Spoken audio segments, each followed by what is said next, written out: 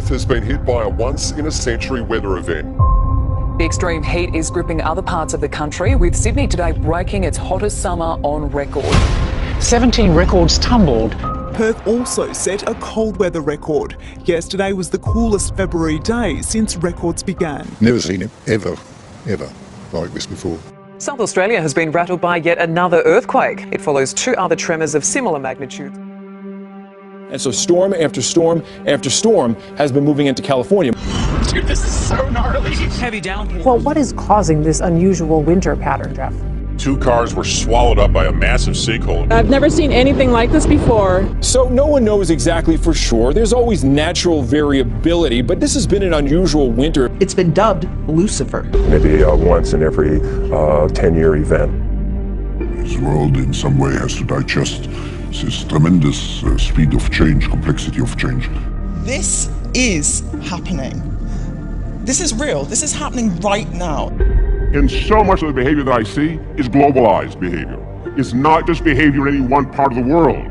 We have to let go of that arrogance and embrace the tolerance of true globalization. Last month was the 3rd warmest January on record. And this is the first time in the history of the record that 3 years in a row were successfully each hotter than the previous. The USGS says the 2016 El Nino generated the highest sea levels and the largest wave energy they've ever recorded. Coastal erosion is at historic levels. Sea level rise is accelerating. It's going to accelerate even faster than it already has. It doesn't look anything like it has in the past, but this is very unusual.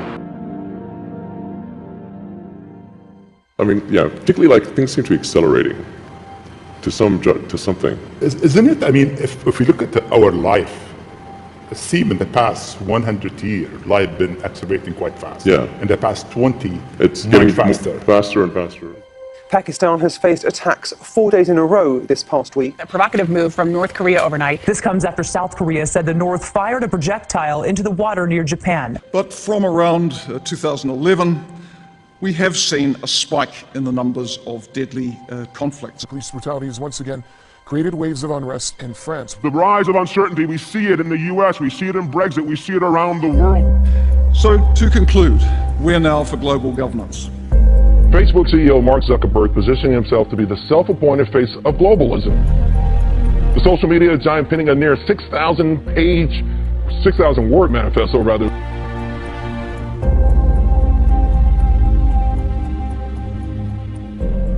Mark Zuckerberg is taking it upon himself to more or less say, hey, listen, we need a one world situation.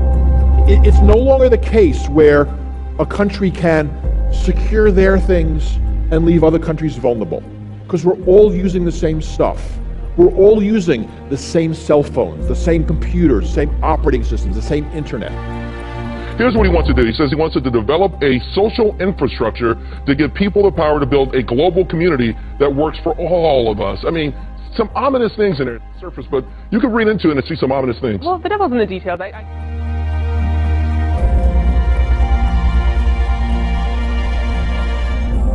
But technology is ubiquitous, and the pace of change is so rapid. Myself having been trained as a computer scientist in the 90s, everybody knew AI didn't work. It's not like, people tried it, they tried neural nets, none of them worked out.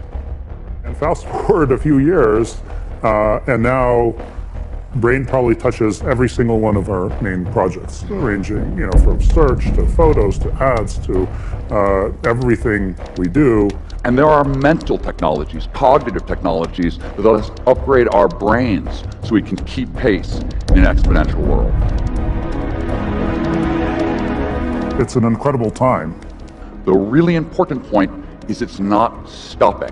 9 years from today, the average $1,000 laptop is going to have the same computing power as the human brain. Now, it might seem weird to sort of connect technology and neuroscience. If we understand the algorithms of the brain, can we think about running that on hardware, other hardware that we have, silicon hardware? And this is a quiet revolution that's happening right now.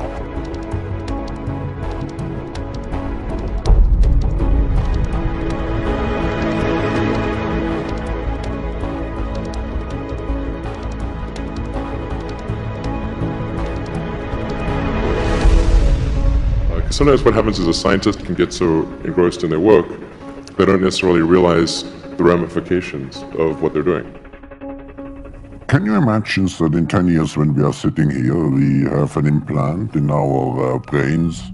The human brain was not designed to move at this speed and to think at this scale. It was designed in a very different time for a very different environment. But here too, there are upgrades available. And how to upgrade our brain is where I spend the bulk of my time.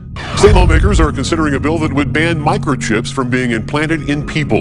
Similar microchips are currently used to track merchandise, find lost pets, and make credit card purchases. The world's leaders are getting together talking about this. Klaus Schwab, the CEO of Davos, he called the time we're living in the fourth industrial revolution. He said there's never been a time of greater promise or greater peril. And of course, this has caused a tectonic shift in the field. So there's been massive investment by industry into this field. Billions of dollars from the likes of Google and Apple and Baidu. Biotechnology is a great example. Biotechnology is now accelerating so fast it is moving at 5 times the speed of Moore's law. It is doubling in power every 4 months. This is going to be a sort of unusual epic journey that a brain is going to take. So we start not with humans, but with rats. And the final resting place of this animal's brain then at Harvard is this. This is a 2 petabyte storage array. So this is a bunch of hard drives. We're storing what remains of this animal's brain in digital form there. Now, Republican State Senator Becky Harris is worried they could someday end up in humans. And we upload that animal's brain to the cloud. You know, this idea of brain uploading is sort of captured a little bit of the sort of popular imagination. So, you know, Time and Focus and the magazines have started to sort of latch onto this issue. What if we could upload our brain? Maybe that's a path to immortality. The ACLU says there is no urgent need to protect humans, but they agree the technology would violate privacy rights and raise serious concerns. State senators like Nathan Dumb question Real ID's intentions. So does that mean that our personal information, biometric data, can be shared indirectly with the federal government? And this lets governments get away with a level of surveillance we might never allow otherwise. I don't think we would ever let the government demand that we carry tracking devices with us 24/7. Yet we happily put these things in our pockets every morning. And we're seeing surveillance inhibiting dissent, inhibiting social change. You will be digesting these computing devices. You will be inhaling them. They will be in everything and everyone. They will be pervasive. What does that hyper-connected world look like? And today, it's not so far-fetched. Everything's changed. We are humanity's last hope.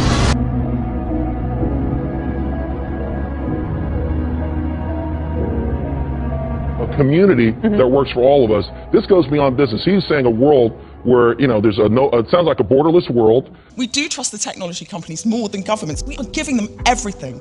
We're giving them all our data, all our information. Do we want to live in a world where we can be prejudged, where we walk into a store, we're recognized by facial recognition? And in exchange for what? In exchange for convenience. And Gen Z is the first truly global generation. Millennials were the beta test for globalization. Another of the show's big stars, Laverne Cox, who's not only embarking on a new role, she may be making television history in the process. I'm a woman, but I used to be a man. That's right. I remember you told me. The way young people self-identify is changing. A transgender model graces the cover of Vogue Paris for the first time. Almost as fast as the words they use. Demi-boy, demi-girl, gender fluid.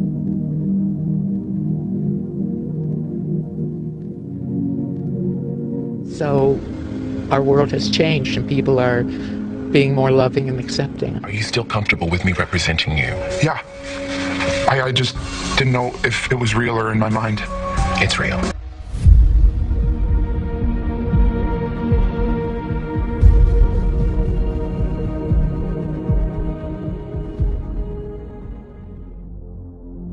We are in an unprecedented period of change. It is a critical time for humanity.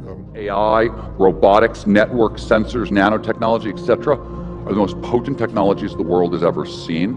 Has been very profound and definitely surprised me. But these are the first steps. This is what the first steps look like. And we are living in the golden age of surveillance because this data is collected about us all the time. Final point. While effective global governance in the peace and security realm, I think, is struggling. 3 more galactic events sure to have eyes on the skies again. Well, dozens of dead owls have been reported along Interstate 84. It sort of almost looks like they fell from the sky. A mysterious explosion sound heard. I mean, it was boom, and there was like a little bit of a rumble after that. It was so bad it blew a clock off my wall. This may be something we may never get an answer to.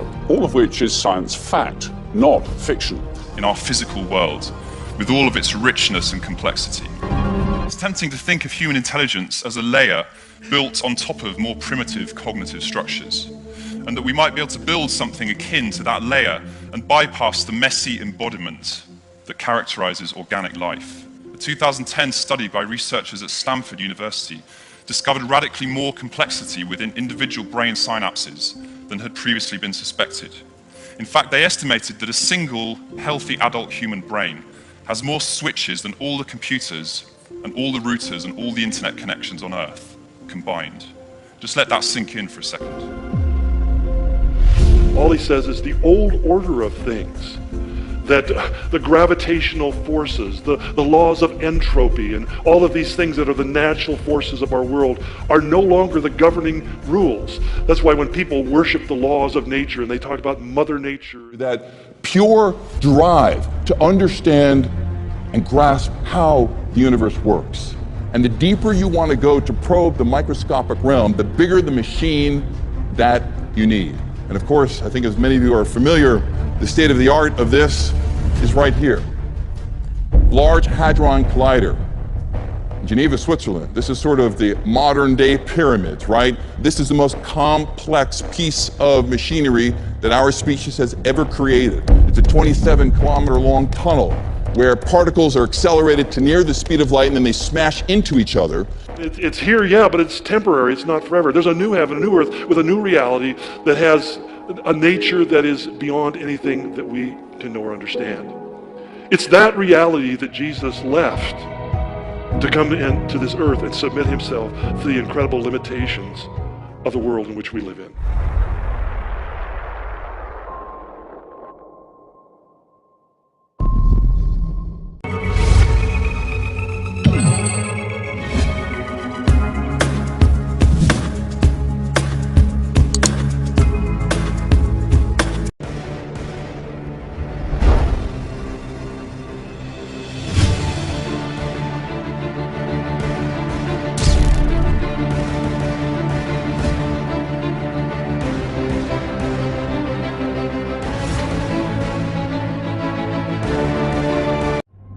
Perth has been hit by a once-in-a-century weather event.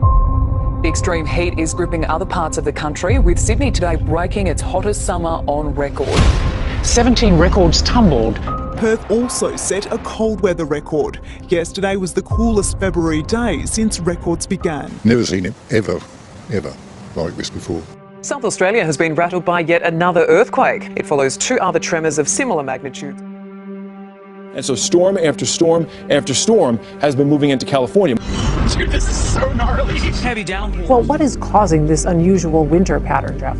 2 cars were swallowed up by a massive sinkhole. I've never seen anything like this before. So no one knows exactly for sure. There's always natural variability, but this has been an unusual winter. It's been dubbed Lucifer. Maybe once in every 10-year event. This world in some way has to digest this tremendous speed of change, complexity of change. This is happening. This is real. This is happening right now. And so much of the behavior that I see is globalized behavior. It's not just behavior in any one part of the world. We have to let go of that arrogance and embrace the tolerance of true globalization. Last month was the 3rd warmest January on record. And this is the first time in the history of the record that 3 years in a row were successfully each hotter than the previous. The USGS says the 2016 El Nino generated the